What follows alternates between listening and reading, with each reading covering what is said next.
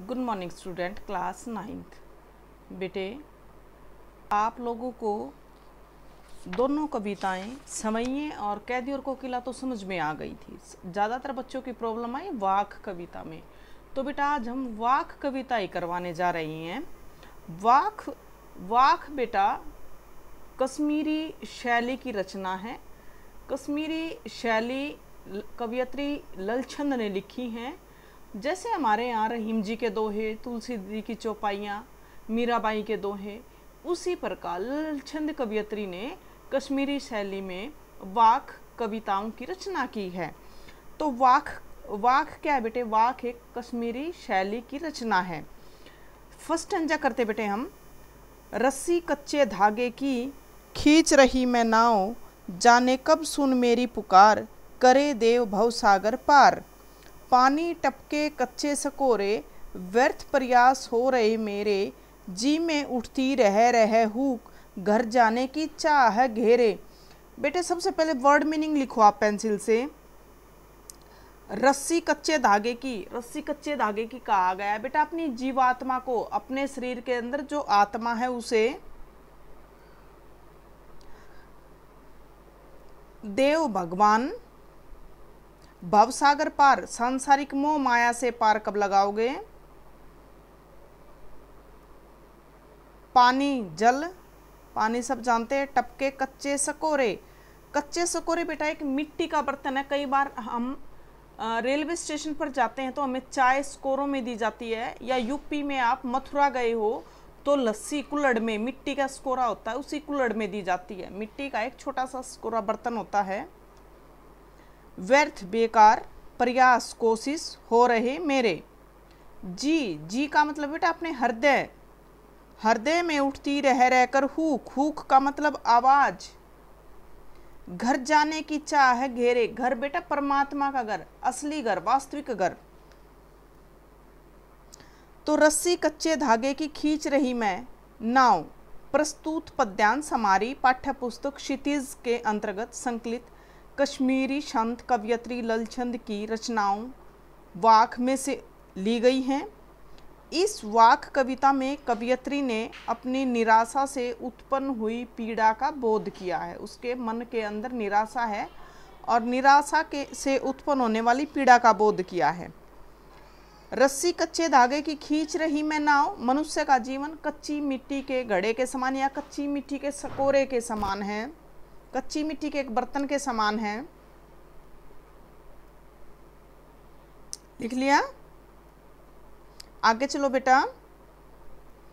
खींच रही मैं नाव, इस भवसागर अर्थात सांसारिक मोह माया से मुक्ति पाने के लिए मैं इस नाव को, मैं इस शरीर रूपी नौका को खींच रही हूँ। जाने कब सुन मेरी पुकार, मेरे परमात्मा, मेरे इष्ट देव पता नहीं कब मेरी पुकार सुनेंगे। करे देव सागर पार, और मुझे इस सांसारिक मोह माया रूपी समुंदर से कब मेरी नैया को पार लगाएंगे। पानी टपके कच्चे सकोरे, जितना भी मैं प्रयास करती हूँ, जितनी मैं साधना करती हूँ, वो साधन रूपी कच्चे सकोरे की तरह, जिस तरह कच्चे सकोरे से पानी टपकता रहता है, उसी प्रकार संसार के मोह माया मनुष्य की इस जीवन लीला को खींच ले रहे हैं। व्यर्थ प्रयास हो रहे मेरे, और मेरे सभी प्रयास बेकार, व्यर्थ हो रहे, मेरी सभी कोशिशें बेकार हो रही हैं। जी में उठती रह कर हुक, मेरे हृदय में बार बार भगवान को पाने की आवाज उठती है। घर जाने की चाह घेरे, और मुझे ईश्वर की शरण में जाना है, मुझे परमात्मा की शरण में जाना है, और मुझे परमात्मा की शरण में जाने के लिए तुरंत से तुरंत, यानी कि मेरी इच्छा है। विशेष में आप करोगे कवियत्री, यहाँ जो हैं कवियत्री ललछंद जी ईश्वर प्रेम, ईश्वर को पाने के लिए आतुर हैं, बेचैन दिखाई दे रही हैं। दूसरा है बेटा उनका आशावादी दृष्टिकोण प्रदर्शित हुआ है। तीसरा बेटा कश्मीरी भाषा का अनुवादित रूप है। फोर्थ करोगे बेटा, भव सागर पार में र की आवृत्ति के कारण अनुप्रास अलंकार है, और रह एक ही शब्द दो बार आने के कारण यहाँ पुनरुक्ति प्रकाश अलंकार है। ये बेटा इसका काव्य सौंदर्य था। सेकंड स्टैंजा देखो, खा खा कर कुछ पाएगा नहीं, यहाँ खा खा कर कुछ पाएगा नहीं, न खाकर बनेगा अहंकारी, सम खा तभी होगा संभावी, खुलेगी साकल बंद द्वार की। यहाँ कवयित्री बेटे मानव को संबोधित करते हुए कहती हैं कि हे मनुष्य, ईश्वर के आराध्य है। जब हम ईश्वर की आराधना करते हैं तो अंत में हम सब कुछ भगवान को समर्पित कर देते हैं अपना, लेकिन फिर भी ऐसा महसूस होता है कि हमने अभी तक कुछ भी नहीं पाया है। न खाकर बनेगा अहंकारी, और अगर हम कुछ खाते नहीं हैं, हम व्रत करते हैं, तो हम अहंकारों से ग्रस्त हो जाते हैं और हम अहंकारी बन जाते हैं। अपने अंतरकरण, अपनी अंतर आत्मा को अच्छी सलाह नहीं देते हैं, आडंबरों से ऊपर हम नहीं उठ पाते हैं।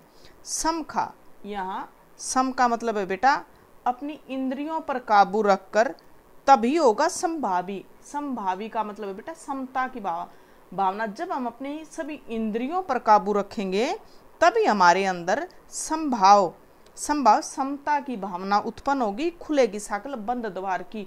और जो हमारे हृदय के ऊपर कुंडी लगी हुई है, जो हृदय के ऊपर चेतना, हमारे हृदय की जो चेतना है वो व्याप्त होगी, वो प्रकाश करेगी और हमारी कुंडी, अंदर के दरवाजे की कुंडी खुलेगी, तभी हमारा हृदय शुद्ध होगा और हमारी चेतना व्याप्त होगी और आत्मा के दरवाजे पर अज्ञान रूपी कुंडी, अज्ञान रूपी जो साकल है वो टूट जाएगी, वो कमजोर हो जाएगी और हमारा जो दिमाग है वो वास्तविक ऊर्जा से परिपूर्ण हो जाएगा।